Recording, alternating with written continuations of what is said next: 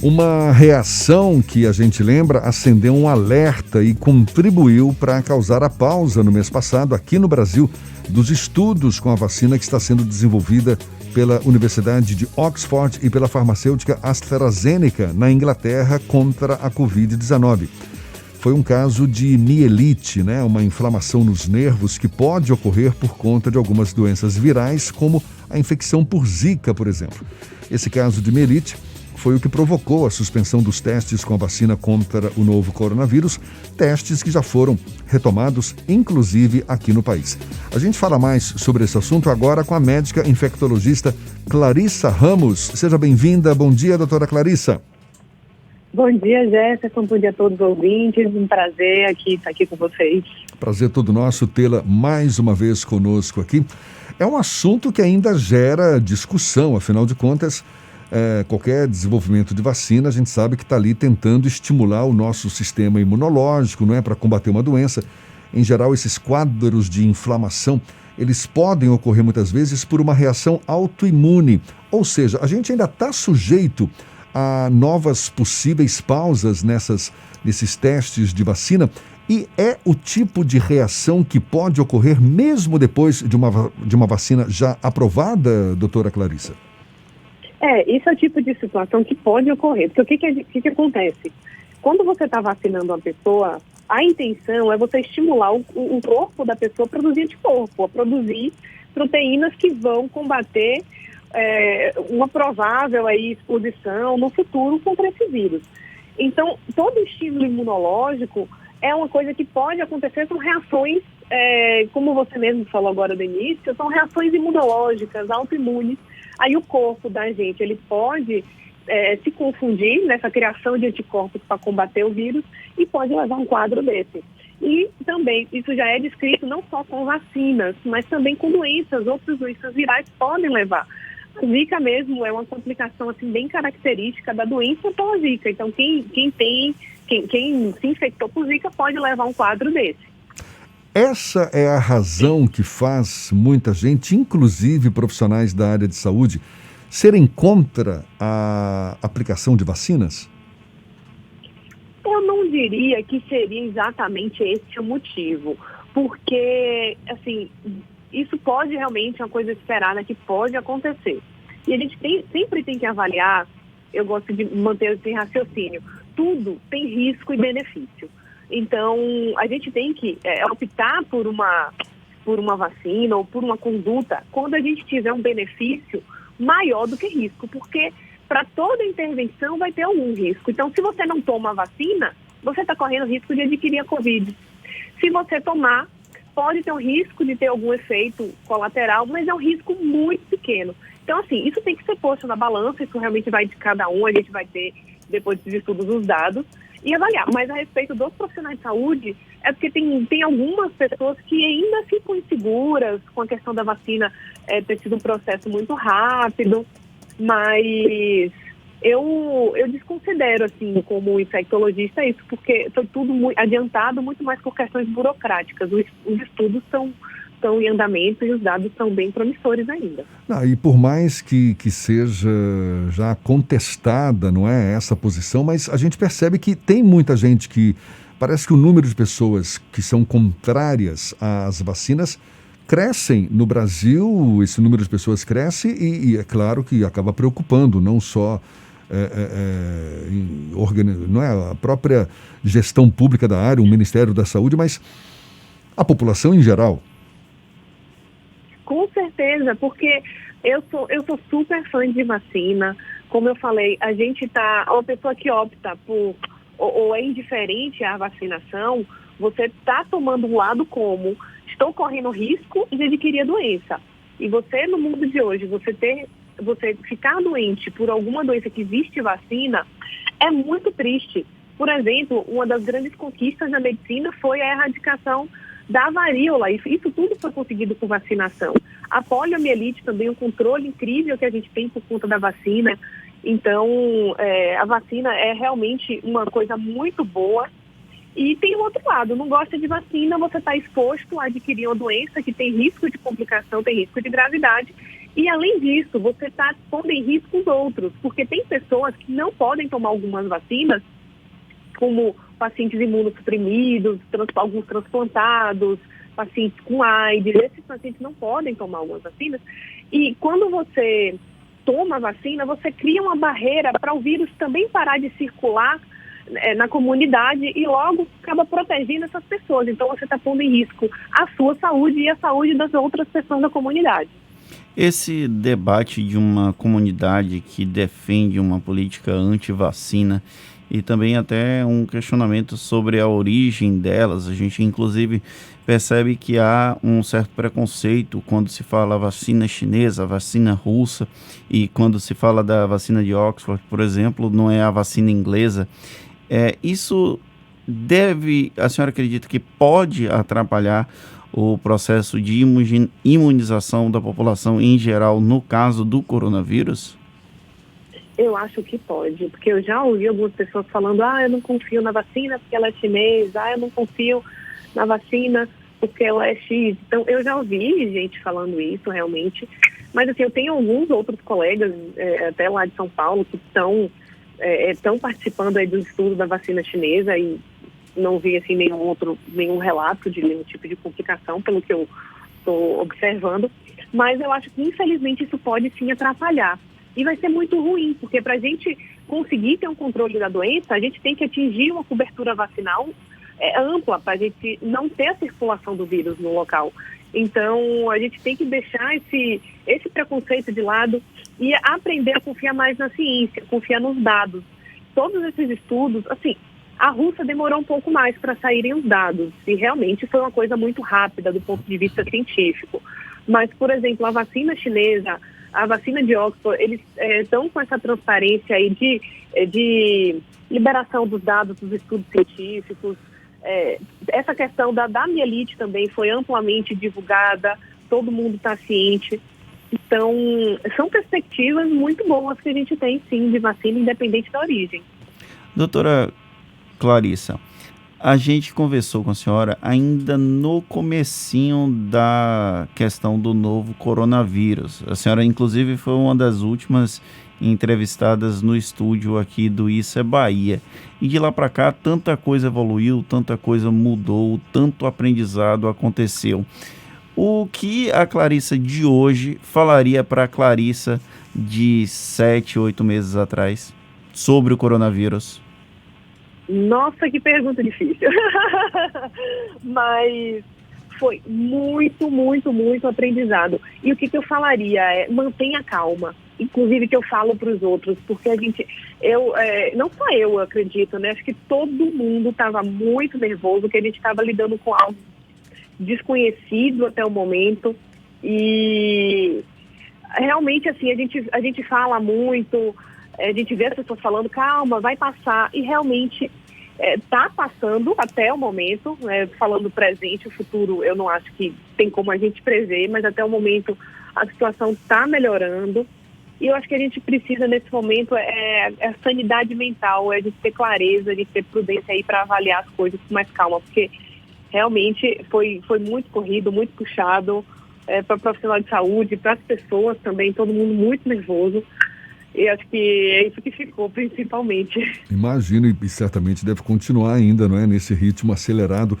Deixa eu te perguntar uma coisa, como é que a senhora avalia essas pessoas que se escoram na chamada imunidade de rebanho, né? Que, por exemplo, mais de 90% da população já está vacinada, acaba protegendo, segundo essas pessoas, não é? Elas enxergam dessa forma, e eu queria até saber se a senhora concorda. A maioria das pessoas já vacinada acaba protegendo por tabela aquela pequena parcela não imunizada pela dose. E aí deve ter gente que pensa, mas por que eu vou dar uma picada no meu filho se os amiguinhos dele já receberam e não vão pegar a doença? Tem fundamento esse tipo de pensamento? Então, o ideal é que todo mundo se vacine, com exceção das pessoas que realmente não tiverem alguma contraindicação. Porque a vacina, ela tem a imunidade de rebanho, ela é verdadeira, ela funciona, só que a gente não tem que pensar e confiar na atitude do outro, a gente tem que fazer a nossa parte. Então, se você pode vacinar, se você não tem nenhuma contraindicação à vacina, o ideal é que você se vacine, você não pode confiar. Tudo bem, os amigos do seu filho, mas você vai passear em algum lugar aglomerado, você vai para a praia, você vai para o shopping, você vai viajar, você vai sair dessa sua zona, desse seu núcleo social e você vai se expor. Então, a vacina tem que ser tomada mesmo para quem não tem contraindicação. E essa imunidade de rebanho, ela faz sentido, porque o vírus, ele vai passando, é um vírus transmitido pelo contato. Então, se você está bloqueando as pessoas, elas não estão adquirindo o vírus, não estão passando para frente essa infecção. Então, faz sentido ter um percentual elevado da população vacinada, e por isso é que todo mundo tem que pensar nelas mesmas, não vale confiar no outro. A Organização Mundial da Saúde tem uma estimativa de que o vírus do novo coronavírus vai continuar circulando durante muitos anos. Explica melhor para a gente, por mais que tenha essa vacina, por mais que essa imunidade de rebanho acabe provocando o efeito desejado, o vírus, ele não desaparece, é isso? A gente tem mais ou menos, é como se fosse uma balança. Então, de um lado da balança, a gente tem os fatores que fazem com que o vírus pare de circular. E que fatores são esses? Primeiro, a pessoa que já adoeceu tem uma certa imunidade que pode durar um período, que a gente ainda está avaliando exatamente o tempo correto, né? Cada um tem o seu tempo. E as pessoas vacinadas. Então, eu estou vacinando, as pessoas estão ficando doentes, depois que elas passam disso, ok. Mas o outro lado da balança, as pessoas que estão perpetuando a doença. A gente tem os novos nascimentos, então, os recém-nascidos, as crianças. Então, a gente tem pessoas que estão nascendo que são suscetíveis à doença, que podem perpetuar a cadeia de transmissão. E a gente também tem, com o passar dos anos, do tempo, dos meses, semana X, a gente tem as pessoas que podem perdendo essa imunidade contra a doença, que também podem, no futuro, adquirir de novo. Então, vai tendo um balanço aí entre as pessoas que se infectaram, as que já tiveram ou que podem ter de novo em um certo período de tempo, os nascidos, as pessoas que estão nascendo. Então, isso aí realmente pode se perpetuar. A Organização Mundial da Saúde ontem divulgou um número bem grande de pessoas que já teriam o contato com o coronavírus, apesar dos números oficiais trazerem registros menores do que os que foram estimados. A senhora acredita que a subnotificação de casos do novo coronavírus e eventualmente até de óbitos aqui no Brasil, e existe a possibilidade de nós falarmos hoje com uma certa segurança que a pandemia começou a desacelerar em nosso país? Essa questão de dados de subnotificação, isso com certeza existe. Isso não só para coronavírus, mas para outras doenças. Inclusive, para algumas pessoas, uma coisa que, assim, até de experiência falando, algumas pessoas não conseguem aceitar ou têm medo de ter um caso suspeito, de falar que tem risco de Covid. Então, eu vejo alguns pacientes que falam, eu tenho rinite todo mês, e nesse mês eu estou com rinite de novo, é normal, não é coronavírus, assim, tenta negar. E muitas vezes, e alguns pacientes desses a gente faz o teste e confirma, mas assim, com certeza outros não fazem, acham que é mais um quadro de uma rinite, passa batido, mas pode ser coronavírus também. Então a gente deve ter, sim, com certeza, casos de subnotificação. E assim, a gente dá a incidência realmente da doença, então os casos novos, eles estão nessa tendência aí de redução, porém, nada impede que a doença volte a aparecer. A gente está observando aí em alguns países da Europa que está tendo um novo aumento do número de casos. A gente tem que ter bastante cuidado para isso não acontecer aqui no Brasil. Isso depende muito da educação de cada um. Por mais que todo mundo monte protocolos, organizem, orientem, isso parte principalmente são medidas individuais. Então, a consciência de cada um que vai ajudar a reduzir a transmissão da doença. Doutora Clarissa, a gente ouve que ainda não há uma confirmação de que quem já teve essa infecção do novo coronavírus está 100% imune a esse vírus, não é? Ou seja, que pode haver uma reinfecção. O que isso significa exatamente? Porque, em tese, a gente também ouve dizer que, uma vez que você desenvolveu tal doença, você desenvolve imunidade para essa doença, ou seja, a chance de uma reincidência diminui. No caso do novo coronavírus, seria uma característica específica desse vírus ou, de fato, a gente está sujeito a reinfecções por conta do quê? Da mutação do vírus? Explica melhor para a gente essa história. Isso depende muito de cada doença. Então, eu vou dar aqui um exemplo. Chikungunya, que a gente está tendo bastante também, é uma doença que leva a uma imunidade duradoura. Então, uma vez que a pessoa teve chikungunya, não é esperado que essa pessoa tenha de novo. E a família dos coronavírus, que faz parte esse vírus, tem alguns vírus que já são mais antigos e eles são responsáveis por causar bastante resfriado. Então, de 10% a 15% dos resfriados que a gente tem anualmente é causado por um desses coronavírus, que o nome tem várias letras e números aqui, não vou citar, mas é da mesma família da Covid. E tem os vírus os outros parecidos com a Covid, que é o SARS e o MERS, que eles também fazem um quadro mais grave de pneumonia. E, por exemplo, usando de base esses dois grupos de coronavírus, esse grupo inicial que faz resfriados, que a gente já tem, leva uma imunidade um pouco mais curta, de alguns meses. Tanto é que a gente observa que sempre alguém está resfriado, tem alguma doença respiratória, sempre, vez ou outra, está ficando doente. E já esses outros coronavírus, do MERS e do SARS, que já causam doença mais grave, podem levar a imunidade, em média, que pode ser de 1 a 2 anos. Então, a gente ainda está aprendendo como é que esse SARS-CoV está levando essa imunidade, mas o que a gente sabe até o momento? Que demorou bastante para a gente ter uma documentação de reinfecção, e foi uma reinfecção, primeiro caso documentado, foi uma reinfecção assintomática. Então, demorou. A gente estava, na época, com 23 milhões no mundo, 23 milhões de casos, e uma pessoa havia sido diagnosticada de forma assintomática, então a pessoa não tinha sintoma, ele simplesmente passou por um aeroporto, foi lá e coletou, e depois foi avaliado e viu que o vírus era diferente. Então ele se infectou por outro vírus, mas não adoeceu. Depois foram aparecendo alguns outros relatos, mas em geral eram casos mais leves.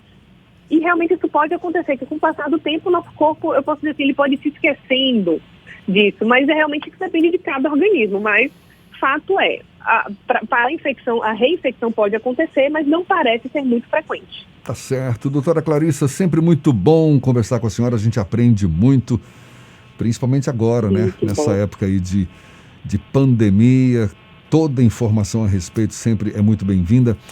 E muito obrigado mais uma vez, seja sempre bem-vinda conosco aqui no Issa Bahia. Doutora Clarissa Ramos, médica infectologista, um bom dia e até uma próxima então. Muito obrigada, bom dia a todos, um abraço aí a todos. Tchau. Quer acompanhar esse bate-papo de novo na íntegra? Vai estar disponível logo mais nos nossos canais no YouTube, Spotify, iTunes, Deezer e também no Instagram. Olha só, agora 8h41 na Tarde FM.